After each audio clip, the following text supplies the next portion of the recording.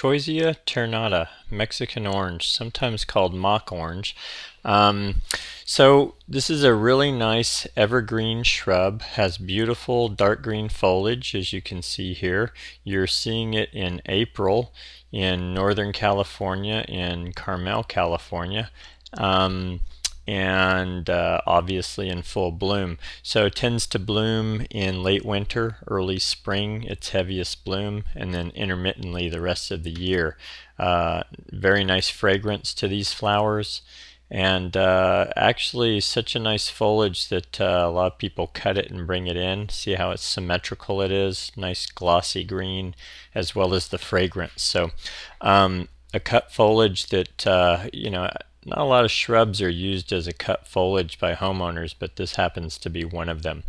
So as a design element, this is a very nice mid-size to large-size shrub. Book says that it gets 6 to 8 feet tall and wide. I've rarely seen it that large.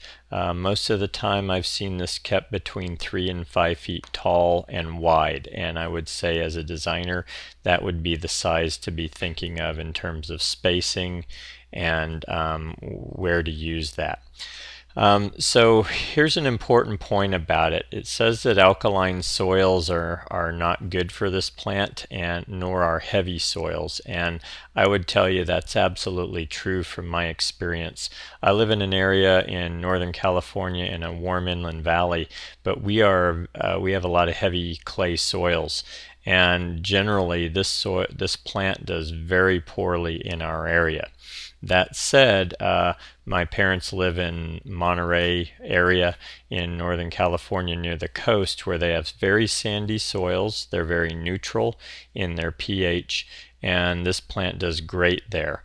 Also has more moderate temperature range, but I would tell you this is hardy down to about 15 degrees Fahrenheit. And I don't think it's really the temperature.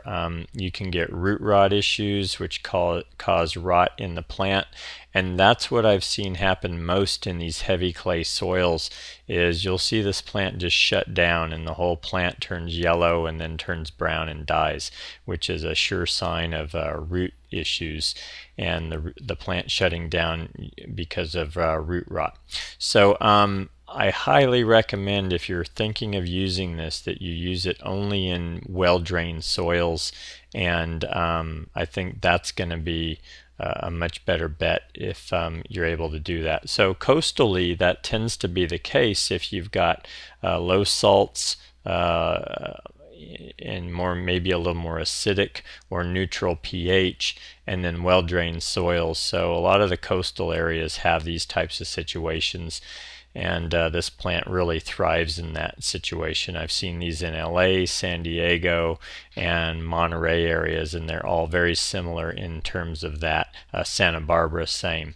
So as you can see here, beautiful dark green evergreen foliage, glossy, interesting leaves, and added with the white fragrant flowers, a really beautiful mid-sized shrub, and highly recommend this one.